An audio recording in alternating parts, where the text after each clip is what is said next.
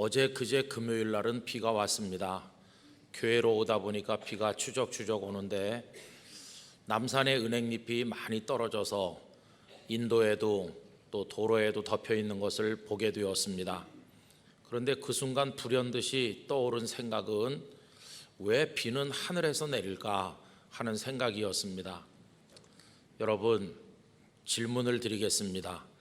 비가 왜 땅에서 오지 않고 하늘에서 오는 것일까요? 이상한 질문을 한다. 비가 왜 땅에서 안 오고 하늘에서 올까? 이렇게 생각을 해보니까 과학적으로 우리 어렸을 때 배운 대로 하면 땅에 있는 물기, 수분이 다 이렇게 증발을 해가지고 하늘에 있다가 비가 돼서 내린다고 우리 배우지 않았습니까? 그럼 이제 질문을 이렇게 바꿔서 드리도록 하겠는데요. 그럼 땅에 있는 수분이 올라갔다가 다시 땅으로 내려오는데, 아니 다시 올 걸 왜 하나님은 뭐하러 끌어올렸다가 다시 내려보내시는 수고를 하나, 이런 생각이 또 들었습니다. 그래서 이 얘기를 집에서 하니까 제 아내가 아주 기발한 대답을 하더라고요. 그거는 하나님께서 구름 기둥이 필요하시기 때문에 이스라엘 백성을 인도할 때도 구름 기둥이 있지 않았습니까? 그래서 끌어올려 가지고 구름을 만들어 쓰시다가 나중에 내려보내는 거다, 그런 얘기를 하더라고요. 근데 또 저 혼자 이런 생각도 해봤어요. 하나님께서 물을 하늘에다 잡아매시기 위해서 그러는 것 같다. 왜냐하면 1시간만 폭우가 쏟아져도 다 범람해가지고 홍수가 나는데 물을 하늘로 끌어올려가지고 잡아매놓고 있는 것이죠. 이 땅이 물로 덮이지 않도록 하시려고. 그러다가 가끔씩 이른 비와 늦은 비를 적절하게 다시 돌려보내 주심으로써 우리가 살도록 하시는 게 아닌가, 이런 저 혼자만의 생각을 해보기도 했습니다.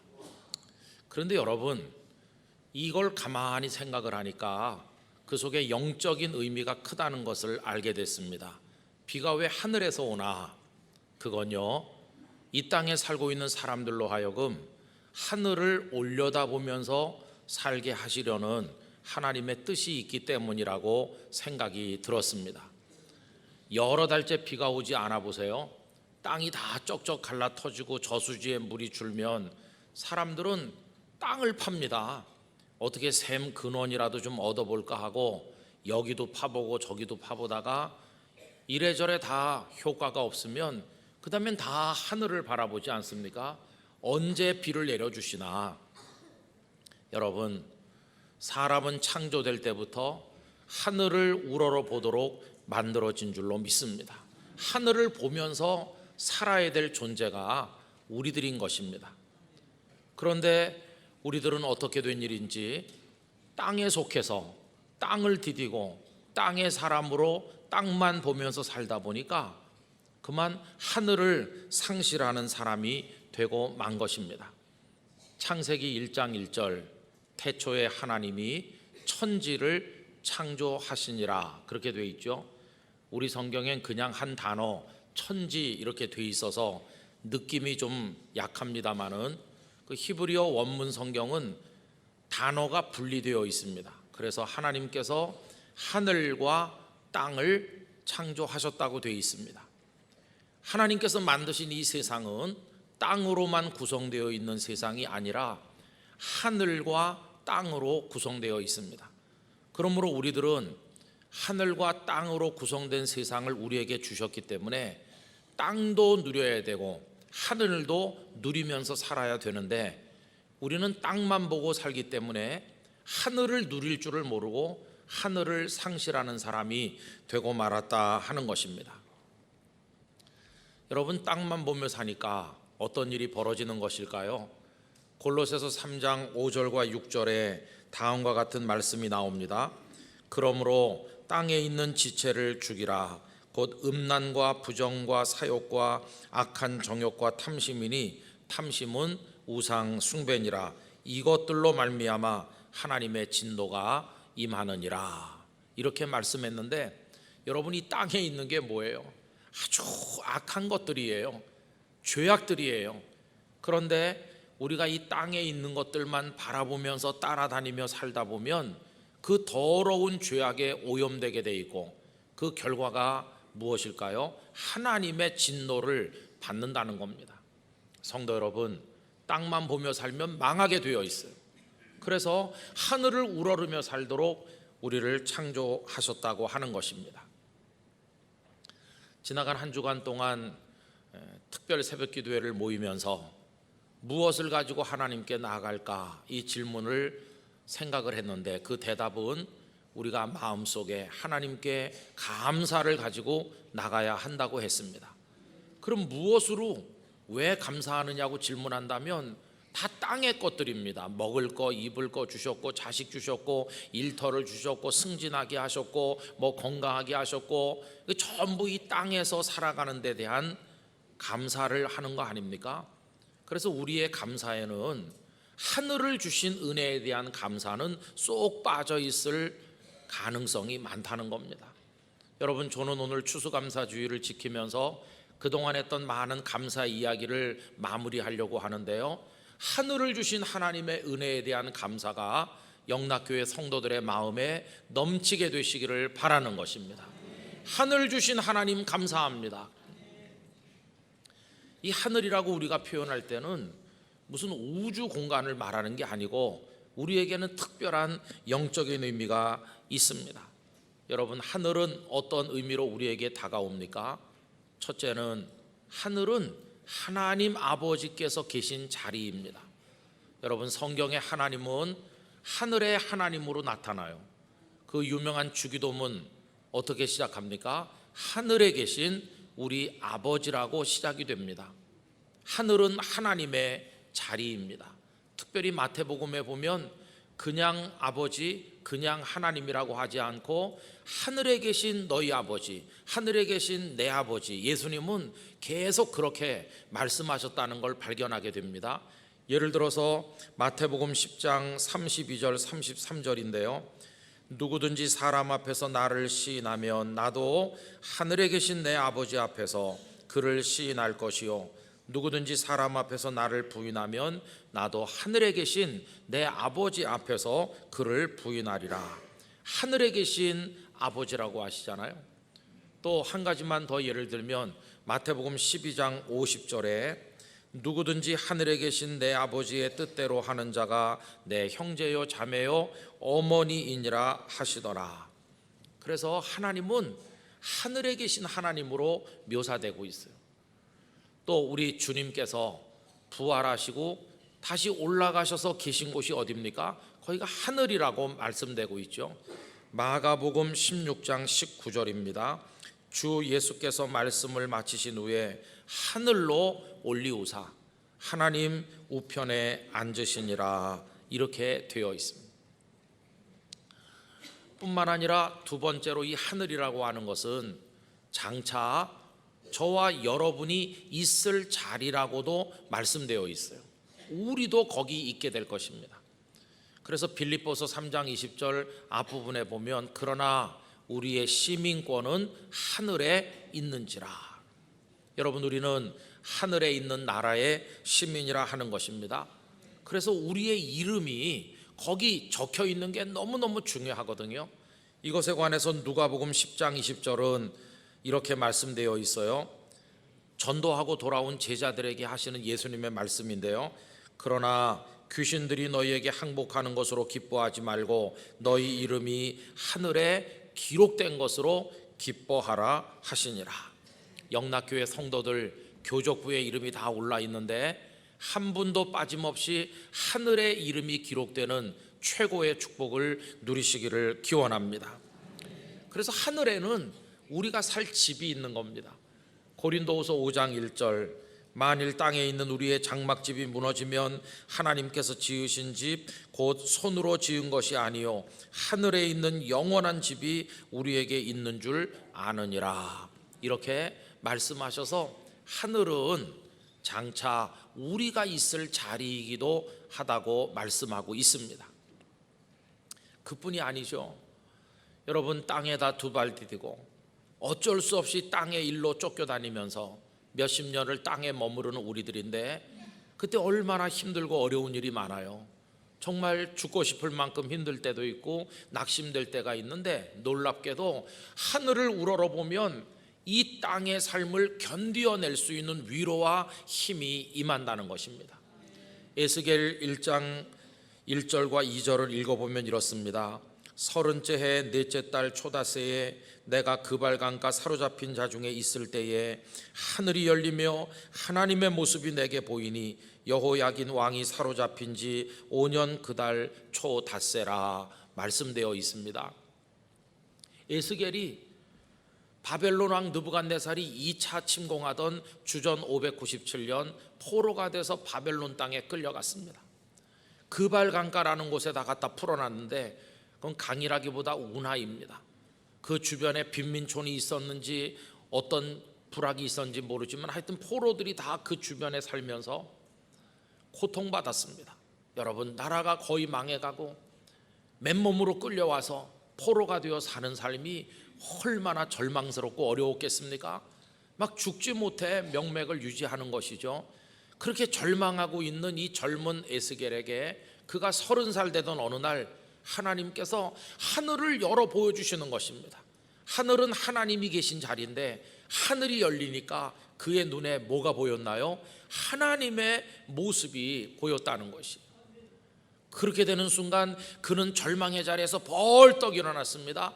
하나님으로부터 선지자의 소명을 받게 됐습니다. 그리고 절망하고 앉아있는 게 아니라 평생을 하나님께 드려 그 어렵고 지난한 삶 속에서도 사명자의 길을 걸어갔던 것을 우리에게 보여주고 있는 것입니다. 아무리 어려운 처지에 있어도 우리 위에 하늘이 열리기만 하면 그 어려운 삶을 승리하게 될 줄로 믿습니다. 그래서 환난을 당하고 핍박을 당해도 하늘의 상을 생각하면 오늘 이곳에서의 고통을 이길 수 있는 것이죠. 그래서 예수님은 팔복 끄트머리에서 마태복음 5장 11절 12절에 보면 이런 말씀을 하십니다. 나로 말미암아 너희를 욕하고 박해하고 거짓으로 너희를 거슬러 모든 악한 말을 할 때에는 너희에게 복이 있나니 기뻐하고 즐거워하라. 하늘에서 너희의 상이 큼이라. 너희 전에 있던 선지자들도 이같이 박해하였느니라. 예수님께서 말씀하셨습니다. 여러분, 하늘의 상이 크다. 그걸 예수님께서 말씀하는 겁니다. 우리 선배들은 이 말씀을 믿었습니다. 그들은 하늘을 상실한 사람들이 아니었습니다. 늘 하늘을 우러르면서 로마의 원형 경기장에 끌려갈 때, 십자가에 매달릴 때, 짐승 앞에 던져질 때 그들은 하늘을 바라보면서 하늘의 상, 하늘의 영광을 바라보면서 오늘 이 땅에서의 고통을 이겨내는 모습을 우리에게 보여주셨습니다. 그러니 그들에게 하늘이 없었다고 한다면 그 고통을 어떻게 견딜 수 있었겠습니까? 그러니까 하늘을 주셨다고 하는 게 우리에게 얼마나 큰 은혜인지 말로 다 할 수가 없는 것입니다. 여러분, 오늘 우리가 읽은 사도행전 7장 말씀, 스데반 집사님을 보여주는데 이분은 기독교 최초의 순교자이십니다. 성령과 믿음이 충만하고 성령의 능력으로 기사와 이적을 행하면서 말씀을 가는 데마다 전하다 보니 사람들의 미움을 받았고 산헤드린 공회, 그 지체 높은 사람들 앞에 끌려가 서게 됐습니다. 사도행전 7장 그분이 산헤드린 공회 앞에서 말씀하신 설교를 담고 있고, 오늘 읽은 부분은 그들에 의해서 스데반 집사님께서 순교하시는 내용을 우리들에게 보여주고 있습니다.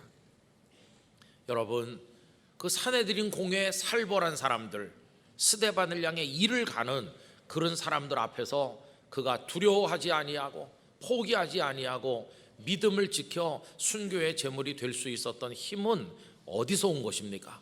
그 힘은 하늘로부터 왔다는 것을 깨닫게 됩니다. 여러분, 오늘 본문 54절로 56절까지 우리 소리를 내서 이 말씀을 다 같이 읽어보십시다. 그들이 이 말을 듣고 마음에 찔려 그를 향하여 이를 갈거늘 스데반이 성령 충만하여 하늘을 우러러 주목하여 하나님의 영광과 및 예수께서 하나님 우편에 서신 것을 보고 말하되 보라, 하늘이 열리고 인자가 하나님 우편에 서신 것을 보노라 한데 할렐루야. 그 살벌한 순간에 스데반 집사님은 눈앞에 있는 사람들, 이 땅에 있는 일을 바라본 것이 아니라 하늘을 우러러 바라보는 순간 하늘이 열리면서 하나님의 영광을 보게 되었고 우리 주님이 서 계신 것을 보게 된 것입니다. 여러분, 그분이 본 하나님의 영광은 이 땅에 있는 황제, 총독, 분봉왕, 여러 귀족들, 내노라 하는 사람들이 가진 영광이 도대체 따라갈 수 없는, 비교할 수 없는 놀라운 영광이었습니다. 그리고 주님께서 그를 맞이하기 위해 일어서서 계신 걸 보는 순간 스데반의 마음속에 큰 기쁨이 넘쳤고 그 어려운 상황을 극복할 수 있는 힘을 얻게 되었다고 하는 것입니다. 여러분, 그때 그 사람들은요 스데반 집사님을 향해 돌을 던졌습니다. 그를 죽게 했습니다. 보세요, 땅에 속한 사람들이 하늘에 속한 사람을 죽이는 모습이 나타나죠. 그때 이후로 오늘날까지도 땅에 속한 많은 사람들은 하늘에 속한 사람들을 손가락질하고 욕하고 저주하고 돌을 던지며 핍박을 가하는 거 그때나 지금이나 매일반인 것입니다. 우리가 그런 핍박을 받을 때가 있는데 어떻게 이길 수가 있겠습니까? 우리도 하늘을 우러를 수 있기를 원하는 것입니다. 그 순간 스데반 집사님은 포기하지 않았습니다. 오히려 그 순간 돌을 맞으면서 예수님을 두 가지 점에서 닮았는데, 첫째는 자신의 영혼을 주님께 부탁하는 기도를 드린 그 모습이 주께서 십자가에서 드린 기도를 그대로 닮았습니다. 오늘 본문 59절입니다. 그들이 돌로 스데반을 치니 스데반이 부르짖어 이르되 주 예수여 내 영혼을 받으시옵소서 하고, 우리도 우리 생의 말미에 이 기도를 기쁨으로 드리는 사람이 되기를 원합니다. 스데반 집사님이 두 번째로 예수님을 닮은 모습을 보여주는데 용서를 비는 기도를 드렸다는 것입니다. 예수님께서 십자가에서 저들의 죄를 사해 주옵소서 하듯이 오늘 본문 60절을 보십시오. 무릎을 꿇고 크게 불러 이르되 주여 이 죄를 그들에게 돌리지 마옵소서, 이 말을 하고 자니라. 땅에 속하여 땅의 사람들에게 돌팔매질 당하며 손가락질 당하고 그랬지만 그분은 하늘을 우러러 하늘에 속한 사람으로 하늘에서부터 주시는 은혜를 통하여 이 땅의 고통을 이겼음을 오늘 말씀이 보여주고 있는 것입니다. 성도 여러분, 예수님께서 이 땅에 왔다 가신 이후로 세상에는 두 종류의 사람이 존재하고 있습니다. 하나는 땅에 속해 살면서 결국은 멸망하는 사람입니다. 아무리 땅에서 돈을 많이 벌고 유명해지고 성공을 해서 땅에서 내놓으라 해도 그들의 결말은 영원한 멸망뿐입니다. 그러나 또 한 종류의 사람이 출현했는데 하늘에 속해 살면서 하늘로 영원히 사는 사람입니다. 여러분, 이들은 땅에서 손가락질 받고 핍박을 받을 수 있지만 늘 마음의 중심이 하늘에 가 있으면서 몸은 오늘 여기 있으나 그들의 영혼은 내일 거기 가 있으면서 오늘을 이기고 그리고 마지막에는 영원한 생명을 얻는 사람이 되는 것입니다. 우리가 예수님을 믿는다고 하는 것은 바로 그것을 이야기하는 것입니다. 여러분, 잃어버린 하늘을 되찾으시기를 바랍니다. 늘 하늘을 올려다보는 마음으로 사시기를 바랍니다. 하늘을 품은 사람이 되기를 원합니다.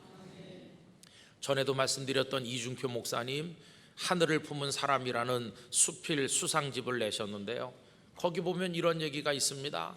어렸을 때 너무 가난해서 도시락을 싸간 날이 없었다고 합니다.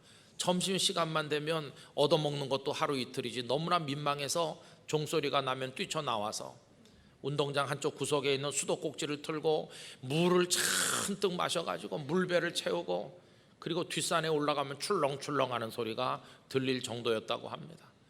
그리고는 뒷산에 올라가 들어 누워서 가만히 있으면 파란 하늘에 뭉게구름이 이렇게 지나가는데 나는 위장은 물로 채웠지만 내 가슴은 저 파란 하늘로 채우겠다, 이러면서 점심시간을 보내곤 했다고 합니다.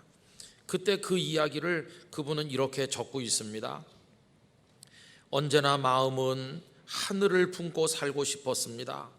그래서 어린 시절부터 가슴을 하늘로 채우기 시작했습니다. 그런 생각을 할 수 있었던 것은 하나님이 주신 가나안이라는 선물 때문이었습니다. 어린 시절부터 하늘을 품고 살고 싶었던 생각이 결국 오늘의 내 삶을 바꾸어 놓았습니다. 가난하기 때문에 하늘을 채웠대요. 이 땅에서 실패하고 이 땅에서 좌절하고 이 땅에서 원하던 성공을 못 얻은 사람들이 많은데, 그런 분들이 우리 교회에 계시다면 그 자리를 하늘로 채우시기를 바랍니다. 목사님이 어려서 가슴을 하늘로 채웠는데 그게 결국은 무엇일까요? 그분의 가슴을 채운 분은 하늘에 계신 하나님이셨고, 그 하나님께서 하늘의 은혜를 내리심으로 그 위대한 신앙인의 모습을 우리들에게 보여주시고 떠나시게 된 것이었습니다. 영락교회 성도 여러분, 이제는 마음 중심을 땅이 아닌 하늘로 옮겨서 살아가시기를 바랍니다. 하늘의 가치관에 따라 행동하시게 되길 바랍니다. 모든 일을 하늘의 원리에 따라서 살아가시기를 바랍니다. 내 마음을 이제는 위에 있는 거, 하늘을 향해 살아야 되겠습니다. 이에 관해서 골로새서 3장 1절 2절은 우리에게 권면합니다. 그러므로 너희가 그리스도와 함께 다시 살리심을 받았으면 위의 것을 찾으라. 거기는 그리스도께서 하나님 우편에 앉아 계시느니라. 위의 것을 생각하고 땅의 것을 생각하지 말라고 권면을 하십니다. 모든 기준을 하늘에 놓고, 여러분 은행을 이용하시려면 하늘 은행을 이용하시기를 바랍니다. 이 땅의 은행은요, 좀이 끓고 동록이 해하고 도둑이 들어오고, 그래서 저축을 하실 일이 있으면 하늘나라 은행을 이용해 주시기 바랍니다. 마태복음 6장 19절 20절이 바로 그겁니다. 너희를 위하여 보물을 땅에 쌓아두지 말라. 거기는 좀과 동록이 해하며 도둑이 구멍을 뚫고 도둑질하느니라. 오직 너희를 위하여 보물을 하늘에 쌓아두라. 거기는 좀이나 동록이 해하지 못하며 도둑이 구멍을 뚫지도 못하고 도둑질도 못하느니라. 아멘. 목사님, 저는 이자 받는 재미에 은행에 두는데 하늘나라 은행은 이자가 없잖아요. 이자가요 어마어마하게 많죠. 영원히 살려주시는데 하늘나라 이자가, 하늘에 면류관 씌워주시고 상급을 주시고, 요새 은행 이자도 별거 없던데 하늘나라 은행을 많이 이용하시기 바랍니다. 그리고요, 이제 우리는 오늘 여기 사는 게 얼마나 힘들어요. 가끔 아프기도 하고 속 썩고 막 힘들잖아요, 그죠? 그리고 이 땅에서 고난 당할 때 여기서 당하는 고난을 무슨 힘으로 이기냐? 장차 나타날 영광과 비교하면서 오늘을 이길 힘을 얻으시기 바랍니다. 그래서 로마서 8장 18절, 생각하건대 현재의 고난은 장차 우리에게 나타날 영광과 비교할 수 없도다. 하늘의 놀라운 영광을 바라보는 영의 눈이 열리게 되기를 바랍니다. 그래서 오늘 몸은 여기 있으나 내 영혼은 이미 내일 거기 가 있는 것처럼 살아가는 성도가 되어야만 할 것입니다. 여러분, 이렇게 사는 게 하늘을 누리는 것입니다. 하나님이 주신 땅만 누리지 말고 하늘을 누리는 성도로 살아가게 되는 것입니다. 우리가 이렇게 하늘을 우러러 사는 것은 예수님을 믿는 가장 기본 태도입니다. 왜 그러냐 하면요, 예수님께서 이 땅에 오셔서 최초로 외치신 메시지가 뭔지 아세요? 하늘에 있는 나라, 천국을 외치셨기도 해요. 마태복음 4장 17절, 이때부터 예수께서 비로소 전파하여 이르시되 회개하라, 천국이 가까웠느니라 하시더라. 천국, 요 한자 뜻을 풀이하면 하늘천 나라 국자니까 하늘에 있는 나라죠. 바실레이아 톤 우라논이라고 합니다. 헬라어로도 그대로입니다. 하늘에 있는 나라, 천국. 예수님은 그걸 최초의 메시지로 선포하셨습니다. 예수님께서는 이 땅에 속해서 땅의 나라에서 여기서 어떻게 출세하고 여기서 어떻게 잘 살지 그 비결을 알려주러 오신 게 아니고, 우리를 잠시 머물던 우리를 하늘로 데리고 가셔서 하늘나라에 어떻게 입성하는지, 어떻게 하늘의 영광을 누릴 것인지 그거를 알려주려 오셨는데, 우리는 예수님으로부터 땅에서 성공하는 법을 뽑아내려고 하니까 이게 잘 안 맞는 거 아닙니까? 그래서 여러분, 우린 하늘을 사모하는 사람이 되어야 하는 것입니다. 어떤 분들은 이렇게 말하죠. 천국과 하나님의 나라는 조금 다르다고 말하는 분도 있어요. 예를 들면 천국은 장소 개념이 강하다. 어디에 있는 나라냐? 하늘에 있는 나라, 이렇게. 그러나 하나님의 나라는 하나님이 통치하신다는 통치 개념이 강하다, 이렇게 신학적 설명을 하기도 해요. 그런데 여러분, 그게 결국은 같은 것입니다. 예수님께서는 천국이란 단어와 하나님의 나라라는 단어를 혼용하셨는데, 예를 들면 마태복음 19장 23절 24절, 예수께서 제자들에게 이르시되 내가 진실로 너희에게 이르노니 부자는 천국에 들어가기가 어려우니라. 천국이라고 하셨죠. 또 계속해서 다시 너희에게 말하노니 낙타가 바늘귀로 들어가는 것이 부자가 하나님의 나라에 들어가는 것보다 쉬우니라 하시니, 주님은 똑같이 사용하셨다는 걸 알 수 있어요. 이렇게 정리하시면 됩니다. 내가 지금 땅에 살죠. 아직은 천국에 살지 않잖아요. 그러나 이 땅에 사는 동안에도 우리는 하나님 나라 백성이 벌써 된 것이거든요. 하나님이 우리의 왕이신 줄 믿으십니까? 비록 내가 땅에 살지만 나는 하나님을 왕으로 높이며 하나님의 말씀에 순종하며 하나님 백성으로 산다. 그렇게 살다가 그분이 우리를 부르시는 그날이 되면 하늘에 있는 나라로 들림받아 올라가면 되는 것입니다. 그래서 천국 백성이 곧 하나님 나라의 백성이고, 하나님 나라 백성으로 사는 사람이 결국은 천국에 들어가게 될 것이죠. 얼마나 많은 사람들이 하늘이 있는지조차도 모르고 천지를 창조하셨는데 지만 누리고 천은 잃어버린 채로 살고 있는 것인데, 여러분, 하늘을 되찾으시기를 바랍니다. 하늘 주심에 감사하시길 바랍니다. 잠시 후에 부를 찬송이 하늘 가는 밝은 길이 내 앞에 있으니, 하늘 가는 길이 봉쇄되어 있으면 어떻게 하겠어요? 그런데 하늘 가는 길이 우리 앞에 열려 있잖아요. 이 은혜가 얼마나 큰지요. 이제는 고개를 들어서 하늘을 바라보고 고개를 들어서 하늘의 하나님을 우러르고 그 하나님의 주시는 은혜를 받아 이 땅의 삶을 이기면서 썩어질 세상에 미련 두고 살지 말고 여기서 사명자로 열심히 살다가 그날이 오면 우리 영혼을 주님께 부탁하면서 하늘의 나라로 입성하는 우리 영락의 성도들이 다 되기를 간절히 기원합니다. 우리의 숨이 멈추는 그날, 나를 하늘나라로 데려가 주시는 하나님을 찬양합니다. 이렇게 할 때 그때 그 감사야말로, 그 찬양이야말로 우리 생의 마지막 찬양이면서 최고의 감사가 될 줄로 믿습니다. 이 땅에 있는 동안에도 감사하고 나중에 영원한 하늘의 나라에 입성하면서 감사하는, 그래서 우리의 감사가 완성되게 하는 영락의 성도들이 되시기를 주님의 이름으로 기원합니다. 기도하겠습니다. 아버지 하나님, 땅의 것들로만 인하여 감사하는 데서 벗어나 잃어버린 하늘을 찾아 하늘의 은혜에 대해서 감사하게 하시되, 하늘의 하나님을 우러르며 하늘의 영광을 바라보며 하늘나라에 입성하는 영락의 성도들이 되게 하여 주시옵소서. 예수님의 이름으로 기도하옵나이다. 아멘.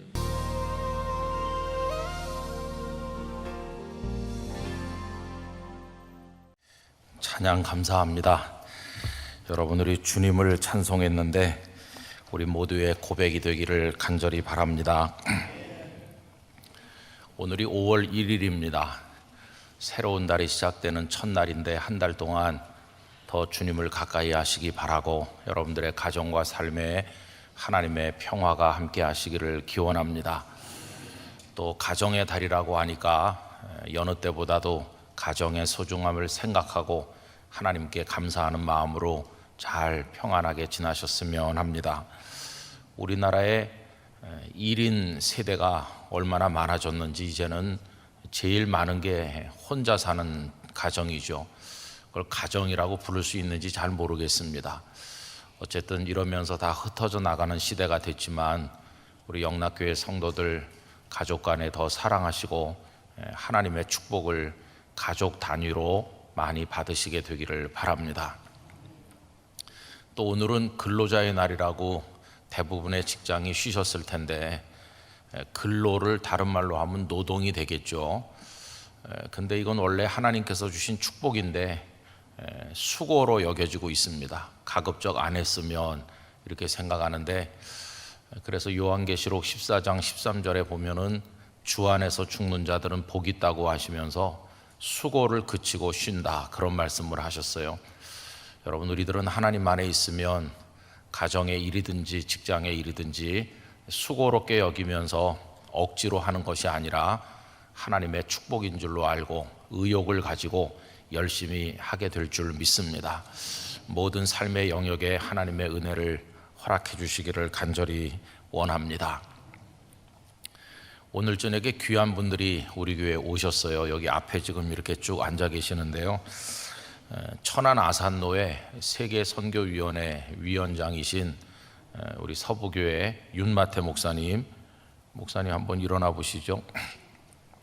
우리 윤마태 목사님께서 인솔하셔서 대만 기독장로교회 루카이 노회, 우리식으로 말하면 노회장일 것 같은데 거기선 의장이라고 부르시는데요, 두문영 목사님을 비롯해서 노회 손님들이 여러 분 오셨습니다. 이분들 다 대만에서 오신 목사님들이신데 여러분 박수로 맞이해 주시기 바랍니다.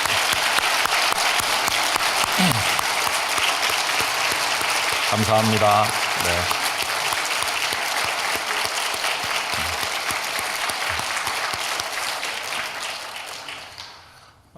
한성덕 사모님이 지금 저 하남의 요양병원에 계시기 때문에 또 그 목사님 네 분이 대만에서 열심히 활동하셨지 않습니까? 그래서 그분들도 뵙고 하려고 이렇게 오셔서 오늘 하남에도 다녀오시고 오늘 저녁에는 우리 교회 예배에 참여를 하셨습니다. 대단히 감사합니다.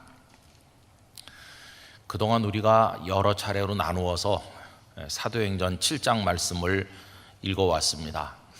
스데반 집사님의 설교의 말씀이 그 대부분이죠. 근데 오늘 이제 그 마지막 부분을 읽게 됐습니다.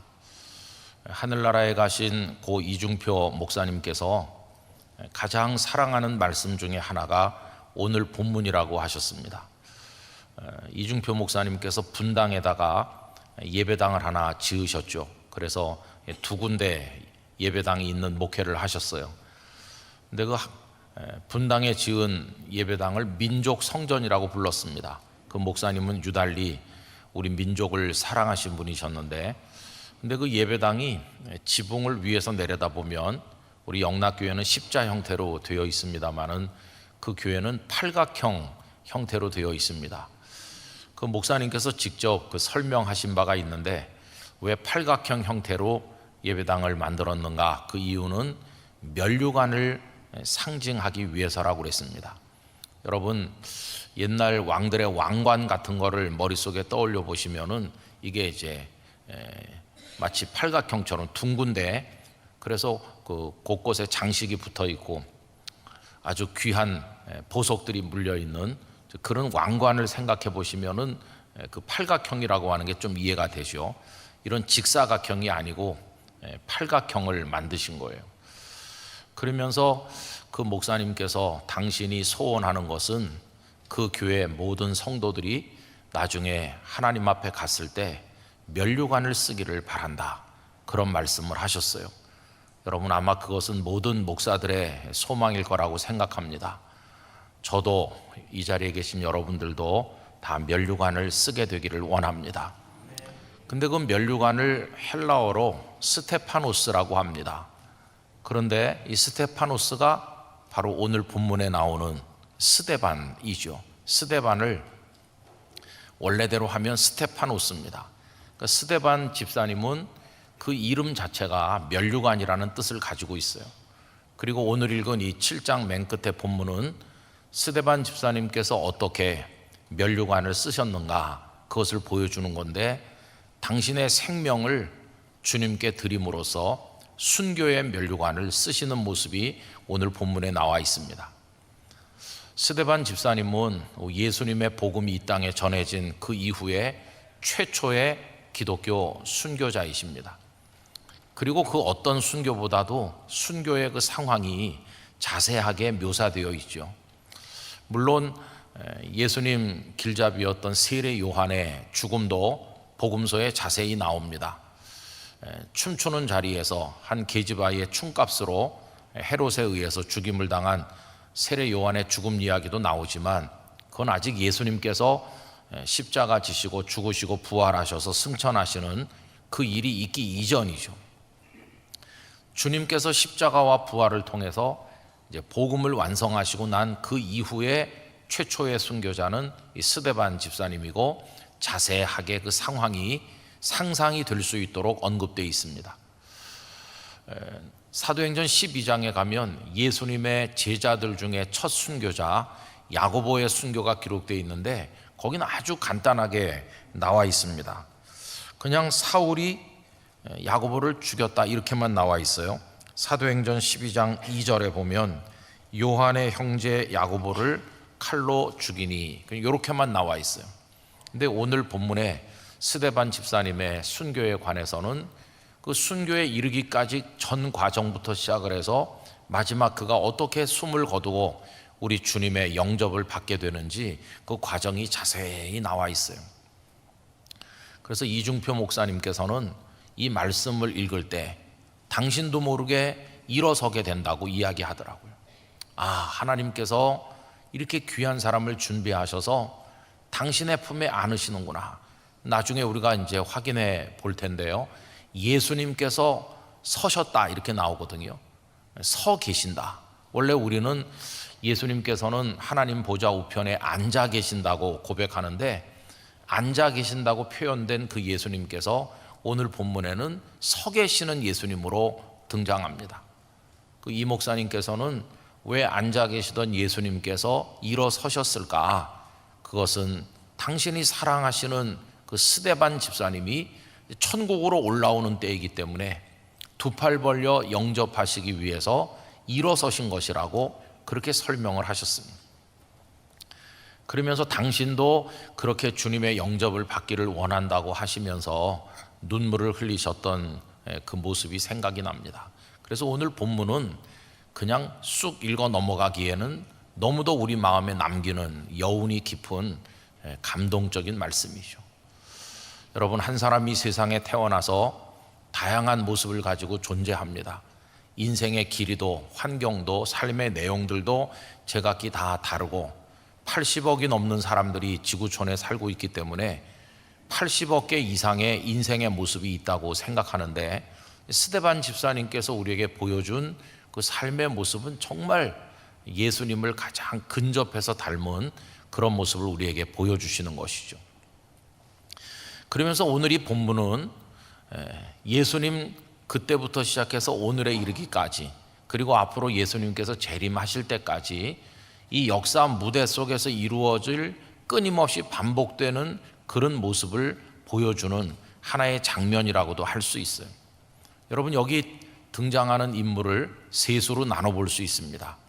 하나는 스데반을 향해 돌을 던진 사내들인 공회 회원들이 등장하죠. 두 번째는 그들의 돌팔매질에 의해서 순교당하시는 스데반 집사님이 계시고, 그리고 중간에 전혀 뜻밖의 인물 한 사람이 슬쩍 언급되고 있는데 사울이라는 청년, 이렇게 잠시 언급되고 있습니다.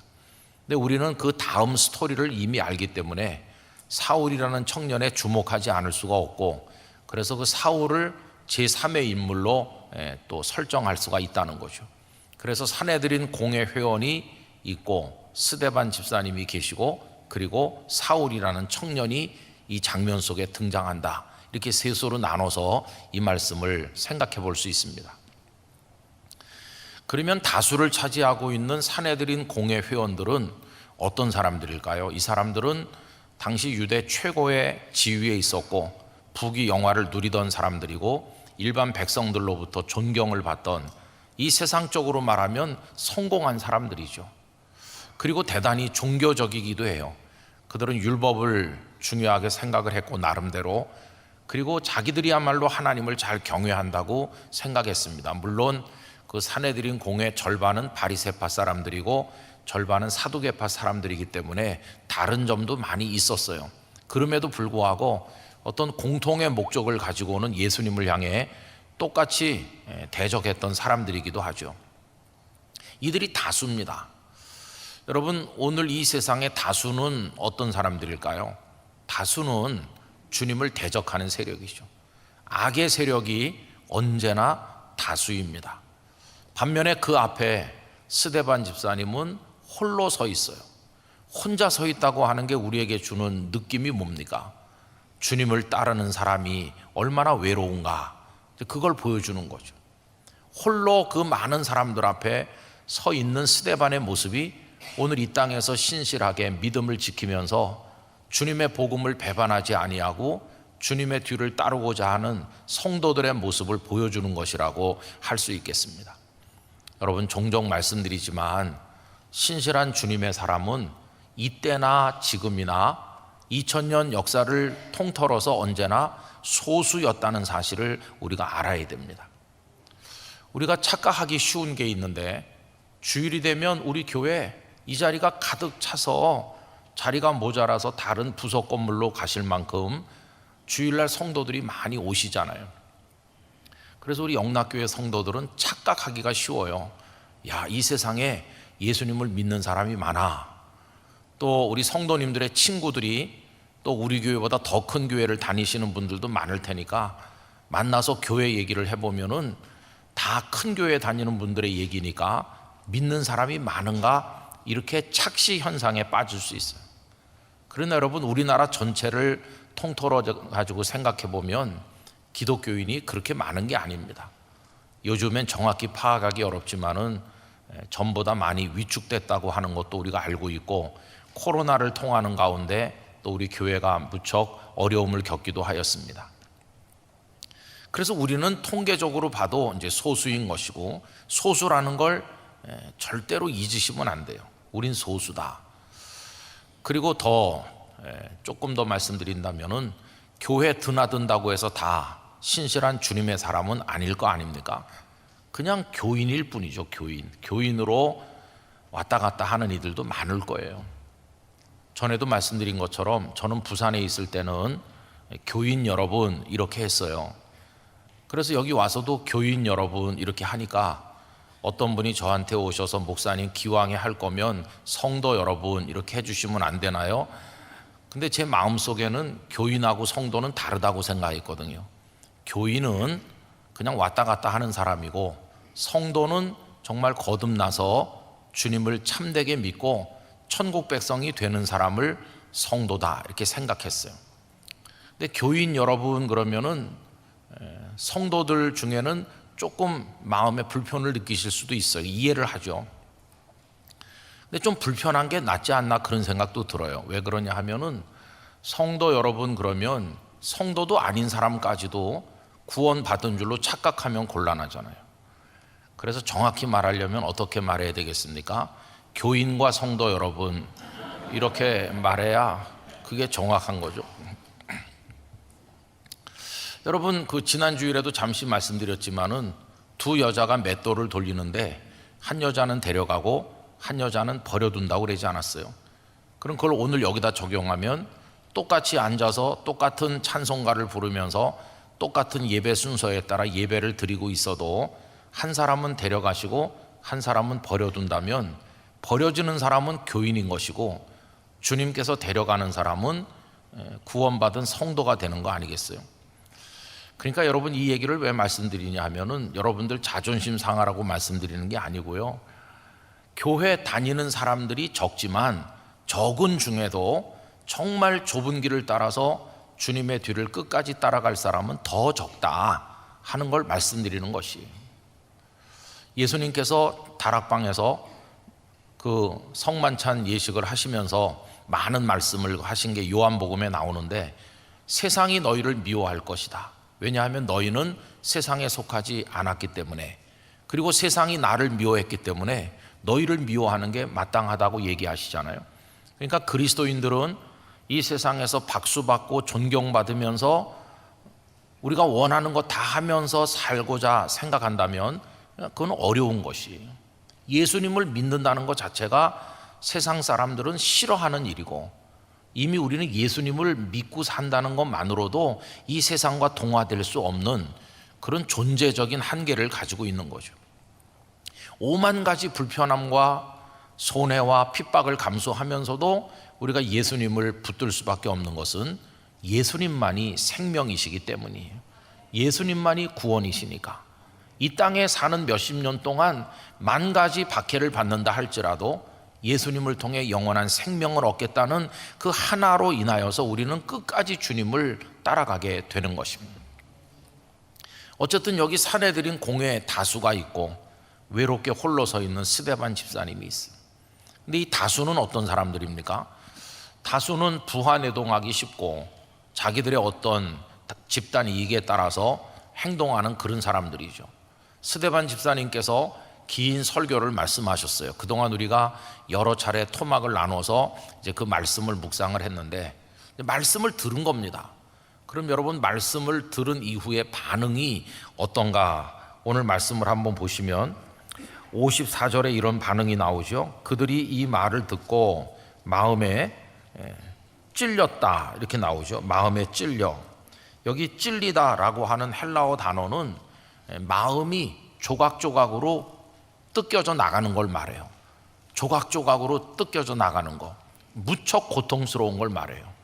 마음이 찔렸어요. 이 찔렸다는 말을 보면은 그 사람들도 최소한의 양심은 있다, 알아듣는 귀가 있다는 것을 알게 되죠. 그래서 알아듣고 찔림을 받았어요. 마음이 막 찢겨 나가는 것 같은 고통을 느꼈어요. 그럼 여러분, 마음이 찔렸을 때 가장 유리한 게 뭡니까? 회개하는 거죠. 마음이 찔렸을 때 회개하기에 좋은 기회 아닙니까? 사도행전 2장 37절에 보면 마음이 찔려서 회개한 사람들 이야기가 나옵니다. 그들이 이 말을 듣고 마음에 찔려 베드로와 다른 사도들에게 물어 이르되 형제들아 우리가 어찌할꼬 하거늘. 성령님께서 다락방에 임하신 다음에 베드로와 사도들이 나가서 오순절 순례자들과 그 예루살렘의 주민들에게 말씀을 전했더니 그들이 찔려서 우리가 어찌할꼬. 그래서 그날 회개하고 예수님을 믿고 세례를 받은 사람이 3,000명이라고 나와 있잖아요. 어떤 사람은 마음에 찔려서 회개하고 구원을 받는데 오늘 사내들인 공회 회원들은 마음에 찔려서 돌을 던지는 거예요. 참 얼마나 그 방향이 다른가 하는 것을 보고 놀라게 돼요. 더군다나 스데반 집사님이 하시는 말씀을 듣고 그들이 귀를 막는다 하는 게 나오죠. 56절 말하되 보라 하늘이 열리고 인자가 하나님 우편에 서신 것을 보노라 한데, 좀 스데반 집사님의 영안이 열렸어요. 하늘이 쫙 열리고 인자이신 그리스도께서 일어서 계신 것을 스데반이 영의 눈으로 보는 거예요. 그랬더니 57절 그들이 큰 소리를 지르며 귀를 막고 일제히 그에게 달려들어 성 밖으로 내치고 돌로 칠세, 이렇게 나오죠. 귀를 막았어요. 진리의 말씀이 선포될 때 어떤 사람은 귀를 막는 거죠. 그러면서 자신의 그 자존심이 짓밟힌 것에 대한 분노를 가지고 그 말씀이 가슴을 찌르는데도 불구하고 거부하면서 돌로 치는, 이게 이 세상의 모습이에요. 여러분, 오늘날도 교회가 외치는 이 말씀들이 나쁜 말씀이 아니라는 걸 세상 사람들은 알고 있습니다. 우리 옛날에 보면은 엄마 아버지가 자신들은 교회를 안 나가면서도 애들은 교회 보내는 부모님들이 계셨어요. 교회 가라, 교회 가면 좋은 얘기 많이 듣고 배울 게 많다더라. 옛날에 그런 어른들이 있었어요. 그 어른들이 배우신 게 별로 없으시고 또 뭐 세상적으로도 대단한 게 없는 평범한 어른들인데 교회 가서 듣는 이야기는 우리 아이에게 도움이 되면 됐지 절대로 손해되지 않는다는 걸 아는 겁니다. 교회에서 도둑질을 가르치고 나쁜 걸 가르치지는 않는다는 걸 아는 거죠. 그래서 자녀들을 교회 가라고 하는 거예요. 어떤 신앙적인 관점에서가 아니라 그냥 배울 게 있어서라도 가라, 이렇게 했어요. 세상도 아는 겁니다. 교회에서 이야기하는 게 부모를 공경하라고 하고 정직하고 바른 사람이 되라고 한다는 것을 알고 있어요. 하나님을 경외하는 신앙의 차원을 떠나서 윤리적인 차원에서라도 교회의 메시지가 옳은 인생을 알려준다는 걸 다 알고 있죠. 지금 사람들이라고 모르겠습니까? 지금 세상도 교회가 말씀하는 것이 좋은 이야기라는 것을 다 알고 있어요. 유튜브나 뭐 이런 데 넘쳐나는 악한 이야기들에 비해서 얼마나 교회가 가르치는 것들이 선한지를 알고 있어요. 그런데 귀를 막는 거죠. 귀를 막고 달려들어서 스데반에게 돌을 던지는 것처럼 오늘날도 교회를 향해 돌을 던지는 사람들이 많이 있어요. 저는 차별금지법 또 뭐 사학법 이런 문제 때문에 정치하는 분들을 여러 번 만났습니다. 그래서 제법 우리나라에서 널리 알려진 정치인들도 만나고 1대1로 만나기도 하고 뭐 소수가 만나기도 하고 얘기해 보면요, 다 선량해요. 그분들이 다 선량하고 다 아주 인격적이고 세련됐고 그래요. 예절도 바르고. 그런데 거기만 가서 앉으면 그분들이 딴 사람으로 변해가지고 법안을, 이상한 법들을 제출하는 거예요. 우리 앞에서 했던 이야기랑 전혀 다른 법안을 제출하고. 여러분, 이번에 참 어려운 과정을 몇 년 동안 거쳐서 서울시 학생인권조례가 엊그저께 폐지됐습니다. 그래서 우리가 다 서명해가지고 그거를 안건으로 올려서 지난번에 한번 무산되고 이번에 어렵게 그 동성애니 이런 걸 보장하는 그 인권조례 그거를 우리가 십몇 년 만에 없애는 데 성공했어요. 지금 우리나라 이제 여러 그 시도에서 그걸 없애고 있는데, 그랬더니 어떤 지금 얘기를 하는지 아십니까? 그건 조례잖아요. 자치단체에서 만드는 조례인데 이 조례들이 폐지되니까 어떤 그걸 좀 하고 있냐. 오늘도 그런 뉴스가 나왔는데 그걸 국회에서 법으로 만들겠다는 거예요. 국회에서 학생인권법 이렇게 만들어가지고 법으로 그 학생인권조례에 있던 거를 법안으로 만들겠다는 거예요. 근데 그렇게 하는 사람들이 숫자가 지금 다수 아닙니까? 이번 선거도 그렇고. 그래서 그런 걸 다 보장하는 법을 국회법으로 만들면 몇 년 후에 총선에서 그걸 반대하는 국회의원들이 다수가 될 때까지 꼼짝없이 기다려야 되는 거예요. 이 나라가 지금 어떻게 가고 있는지. 그러면 이제 그런 이슈를 가지고 만나서 얘기해 보면 제가 이런 것도 물어봤어요. 아니 그래, 응? 여자 사위 맞을 준비가 되셨냐고. 펄쩍 뛰죠. 펄쩍 뛰어요. 여자 사위 남자 며느리 펄쩍 뛰는 그 사람이 법을 제출하는 거예요. 여러분, 이 세상은 지금 제정신이 아니에요. 어둠의 영에 사로잡히면 옳은 걸 알지만 거기 박수를 보내지 않아요. 옳은 걸 알면서 돌을 던지는 거예요. 이게 누가 나빠서라기보다는 사탄의 역사가 얼마나 사악한지 우린 그런 거를 잊어서는 절대로 안 되는 거죠. 결국 스데반 집사님을 향해 귀를 막고 달려들어서 성 밖으로 끌고 나가 돌을 던졌습니다.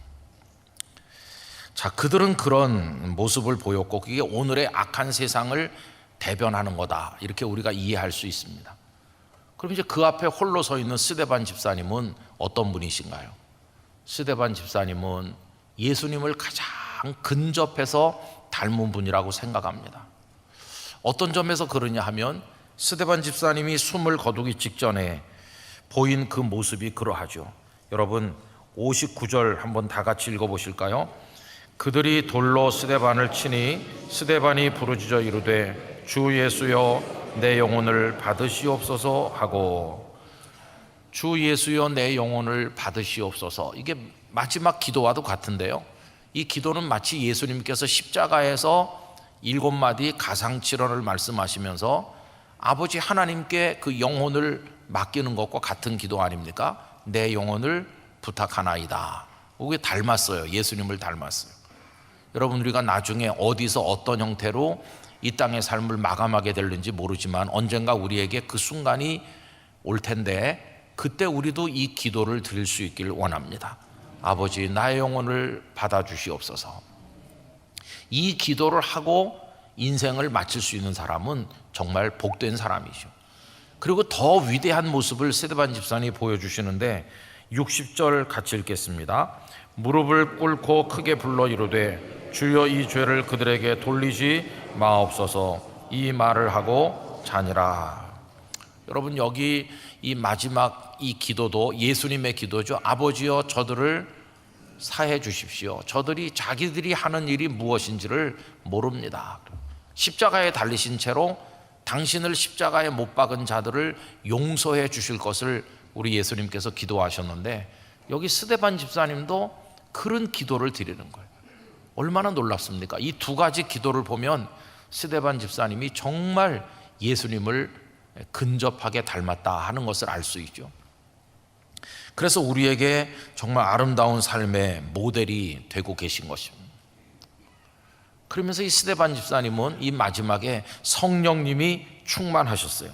거기 55절에 가서 보시면 스데반이 성령 충만하여 하늘을 우러러 주목하여 하나님의 영광과 및 예수께서 하나님 우편에 서신 것을 보고, 이렇게 나오죠. 여러분, 스데반 집사님 성령에 충만하셨어요. 근데 제가 지금 이 말씀을 읽고 여러분들에게 영락교회 성도 여러분들도 성령 충만하시기 바랍니다, 이렇게 말하면 다 아멘 하실 거예요. 해볼까요? 다 아멘 하실 거예요. 성령 충만하시길 바랍니다 그러면 다 아멘 하신다고요. 그것도 평소보다 더 크게. 근데 제가 그걸 안 하려고 그래요. 오늘 저녁에는 왜 안 하려고 하냐면은 마음의 준비가 필요한 거예요. 여기 성령 충만하셨잖아요. 그동안 우리 한국교회가 익숙한 성령 충만은 어떤 기대감을 가지고 옵니까? 내가 지금 이렇게 형편없이 사는 거, 믿음의 힘이 연약하고 사탄에게 패배하고 이렇게 비틀거리는 거 성령 충만하지 못해서 그래. 대부분이 그렇게 생각하시면서 성령 충만하면 마귀 권세를 이기고 능력으로 무장하고 하고 싶은 거 다 하고 또 갖가지 은사와 이적이 나타나고 뭐 그런 거 기대하시잖아요. 근데 오늘 여기 이 말씀은 성령 충만했더니 돌에 맞아 죽으신 거예요. 여러분, 성령 충만을 오해하면 안 돼요.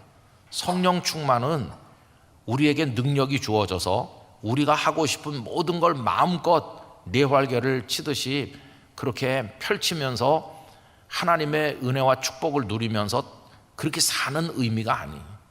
성령 충만의 목적은 우리의 원하는 걸 이루는 데 있는 게 아니라 하나님의 뜻을 이루는 데 있는 것이에요. 하나님의 뜻을 이루는 데 그 목적이 있어요. 우리가 성령 충만하면 우리의 뜻을 관철하는 게 아니라 우리의 뜻을 다 죽이고 성령님의 인도하심을 따라 하나님 아버지의 뜻에 따라 살게 되는 것이에요. 근데 그 하나님 아버지의 뜻이 너는 순교해라 이거라면 스데반처럼 순교를 해야 되는 것이죠. 예수님께서 메시아 사역을 시작하실 때도 그 광야로 이끌려 가셔서 40일 동안 시험을 받으셨잖아요. 마귀에게 금식하시면서. 근데 거기 예수님을 40일 동안 광야로 이제 가시도록 한 게 성령님이에요. 성령님께서 충만하실 때 마귀에게 이끌려 가지고 시험을 받으셨다고 나와 있어요. 여러분, 성령님의 역사는 우리가 기대하는 것처럼 우리를 만들어 주는 건 아니에요. 그러니까 온전히 하나님의 뜻에 내 생명까지도 맡겨 드릴 수 있는 어떤 그런 준비가 되어 있는 것과 성령 충만은 연결되는 거예요. 저는 성령님의 충만하면 충만할수록 우리 자신이 작아져야 된다고 생각합니다. 우리의 뜻은 죽어야 되는 것이죠. 성령의 충만한 증거가 자기를 부인하는 것입니다. 예수님 당신을 따라오려면 자기를 부인하고 자기 십자가를 지라고 그랬잖아요. 근데 그동안에 우리 한국교회가 보여준 왜곡된 성령 운동은 성령 충만했다는 사람들이 점점 겸손하게 작아지고 자신을 부인하고 하나님 영광을 위해 자신을 드리는 게 아니라 자기 이름 석자를 더 크게 자랑하면서 대단한 능력가나 되는 것처럼 자랑하고 떠버리면서 영광을 차지하는, 그건 성령 운동이 아니에요. 진정한 성령 충만의 백미가 오늘 여기 나오는 거죠. 성령에 충만했더니 하늘이 열리고 우리 주님이 서신 것을 보면서 돌을 던지는 사람들을 위해 용서의 기도를 드릴 수 있는, 그게 성령 충만의 절정이라는 것을 이 스데반 집사님께서 우리에게 보여주는 것이에요. 여러분, 이런 말씀을 읽으면 우리는 참 부끄러움을 느낍니다. 우리들의 모습과 스데반 집사님의 모습이 괴리가 너무 크기 때문이에요. 그러나 이것은 우리에게 어떤 믿음의 사람으로 성숙해 가야 될지를 하나님께서 스데반을 통해 보여주시는 것이라고 생각합니다. 우리도 무르익은 그리스도인이 돼야 되는데 이런 그리스도인이 되기 위해서 기도하며 오늘의 스데반이 될 수 있기를 간절히 바라는 것입니다. 그리고 이제 또 한 사람이 있었죠. 아까 잠깐 언급된 사울이라는 청년. 여러분 오늘 말씀 그 부분을 보도록 하겠습니다. 56절 말씀 보십시오. 성 밖으로 내치고 돌로 칠세 증인들이 옷을 벗어 사울이라 하는 청년의 발 앞에 두니라, 이렇게 얘기했죠. 사울이라 하는 청년이 불쑥 여기 등장하는 거예요. 그리고는 또다시 나오지 않죠. 스데반 집사님이 순교하신 얘기로 이어지죠. 그러면 여기 스데반 집사님이 맨 마지막에 잔이라 이렇게 나옵니다. 이 말을 하고 잔이라. 저는 죽으니라라고 안 돼 있고 잔이라라고 되어 있는 것에 큰 위로를 받습니다. 죽으니라 그러면은 이제 다 끝난 것 같은 느낌이 들지만 잔이라, 이거는 다시 깨어서 일어날 걸 암시하는 것이에요. 여러분 아침에 깨서 일어나잖아요. 그것처럼 밤에 아이들이 방에 들어가서 잘 때 잘 자 이렇게 하잖아요. 그건 내일 아침에 깨서 만난다는 게 전제되어 있는 거죠. 여러분 성도의 죽음은 잠과 같은 것이에요. 하룻밤 자고 깨면 천국에서 만날 줄 믿습니다. 그게 우리는 죽어서 소멸되어 없어지는 것이 아니라 그냥 자고 깨는 것이죠. 자, 그럼 스데반 집사님은 무대에서 내려오시는 거예요. 그런데 하나님께서는 또 한 사람을 무대 한쪽 구석에 배치하셨는데 그가 사울이라는 청년이에요. 사람들은 그 사울이라는 청년을 그 다음부터 예수님을 믿는 사람들을 핍박하는 아주 악한 원흉같이 생각했을 거예요. 사울이라는 이름만 들어도 진저리를 쳤을 거예요. 사도행전 9장에 보면 그 다메섹에 아나니아라고 하는 신실한 예수님의 제자가 있었는데 주께서 아나니아에게 말씀하시잖아요. 사울에게 가서 기도해 주라 이렇게 하시잖아요. 근데 아나니아가 뭐라고 말합니까? 그 사울은 예수님을 믿는 사람을 핍박하는 사람이라고. 벌써 아나니아도 사울이라는 이름만 들어도 벌써 마음이 불편한 거예요. 그 사람 핍박자인데.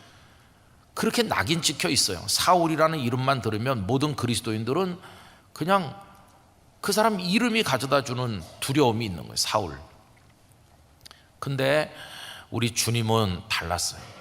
주님은 사울이라는 청년에게서 스데반을 보는 거예요. 스데반이 순교자가 돼서 여기 돌로 맞아 지금 돌아가시는 건데 사울이라는 청년에서 또 한 명의 면류관을 쓸 또 한 명의 스테파노스가 될 사람을 보시는 거예요. 여러분 세월이 몇십 년 지난 다음에 이 사울이라는 청년은 그 이름이 바울로 바뀌었고 로마에서 순교의 제물이 되심으로 또 한 사람의 스테파노스가 되질 않았습니까? 스데반 집사님의 죽음은 교회에 큰 손실인 것처럼 보였지만 하나님은 절대로 손해보시는 분이 아니세요. 스데반이 순교하여 무대에서 내려온 것 같지만 이젠 무대가 빈 것 같이 보이지만 하나님은 그 다음 주역이 될 사람을 이미 예비해 놓으셨다는 것을 알 수 있어요. 그래서 사울이 바울 되는 이야기가 사도행전 9장 그 다메섹으로 가는 길에서 나오지 않습니까? 그리고 나서 그는 얼마나 위대한 사도로 복음을 위해서 자신의 생명의 마지막 한 방울까지도 다 부어드리고 믿음을 지키고 선한 싸움을 싸우고 달려갈 길을 다 달리고 또 한 분의 스테파노스로 우리 앞에 우뚝 서 있지 않습니까? 그래서 여러분 하나님은 절대로 손해보지 않으신다. 스데반 집사님이 떠나는 그 자리에 그 다음에 바톤을 이을 사람을 미리 준비해 놓으시고 여기 살짝 이렇게 내보이시는 것을 볼 수 있습니다. 저는 사도행전을 읽어 내려가면서 하나님의 치밀한 연출 같은 걸 느낍니다. 하나님께서는 9장 이후에 등장할 스데반 그 사울을 여기 7장 끄트머리에서 마치 단역 배우 같이 잠깐 등장시키시는 거예요. 아마 사람들은 사울이라는 청년이 앞으로 어떤 인물이 될지 아무도 알지 못했겠지만 하나님은 이미 뜻이 다 계셨던 것이. 그래서 아나니아에게 말씀하시죠. 가라. 그는 내가 이방을 위해 택한 나의 그릇이다. 이렇게 하시는 거죠. 제가 아까 서두에 오늘의 이 말씀은 지나간 2000년 동안 모든 상황에서 하나님께서 하시는 일을 보여준다 이렇게 말씀드렸는데 여러분 가만히 생각해 보세요. 지나간 2000년 교회 역사 속에 오늘 이 장면이 계속해서 반복되고 있습니다. 계속 이어지는 거죠. 다수의 교회를 핍박하는, 그리고 찔림을 받으면서도 귀를 막는 사탄의 영에 사로잡힌 악한 세상이 그때나 지금이나 계속 존재하고, 그런가 하면 그 속에 오늘의 스데반으로서 주님의 뒤를 따르기 위해서 생명까지도 아까워하지 않는 그리스도인이 되려고 몸부림치는 소수의 성도가 오늘날도 존재하는 거죠. 대한민국에도 있고, 오늘 오신 분들처럼 대만에도 있고, 지구촌 구석구석에 다 이렇게 존재하고 있는 것이죠. 그리고 이제 거기 사울 같은 사람들이 있는 겁니다. 여러분, 기독교 역사가 끝날 것처럼 보이는 그 자리에도 하나님은 사울 같은 사람을 예비하고 계신 줄로 믿습니다. 그래서 뜻밖의 인물들이 그 바톤을 이어받아서 복음의 역사를 계속해서 이어내려가고, 이게 계속 반복이 되는데, 저는 하나님의 이런 역사가 주님 이 땅에 다시 오시는 그날까지 계속될 줄로 믿고 있습니다. 그래서 두려워할 필요가 없는 것이죠. 아합 때 생각을 해보면 엘리야가 굉장히 낙심하죠. 하나님, 저만 남았습니다, 저 혼자 남았어요, 이렇게 탄식하는데 하나님께서는 바알에게 무릎 꿇지 않은 7,000명이 있다고 말씀하시는 거 아닙니까? 오늘 교회들이 어려움을 당하고 때로는 돌팔매질을 당하는 것처럼 힘들 때도 있지만, 하나님은 우리를 위해서 사울을 준비하고 계시다는 믿음을 절대로 버려서는 안 될 줄로 믿습니다. 또 하나님은 당신의 역사를 끊임없이 이어내려가는 거죠.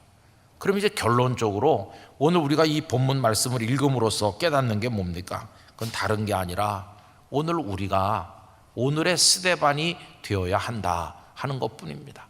세상이 악하다는 것 때문에 좌절할 필요도 없고, 오늘 기독교인들이 힘들다는 것 때문에 탄식할 필요도 없고, 오늘 우리는 우리의 길을 가다가 하나님께서 부르시는 그날까지 소박하고 진실하게 믿음을 지키면 되는 것이고, 그 다음은 우리가 걱정하고 염려하지 않아도 하나님은 그 다음 바톤을 받을 사람들을 준비하고 계신 것이에요. 절대로 하나님은 당신의 교회를 포기하지 않으실 것이고, 하나님의 나라를 이루어 가시는 역사를 중단하지 않으실 것입니다. 오늘 이 말씀을 계속해서 반추하면서 여러 번 읽으시고 읽어보시기 바랍니다. 그 광경을 한번 상상해 보시길 바랍니다.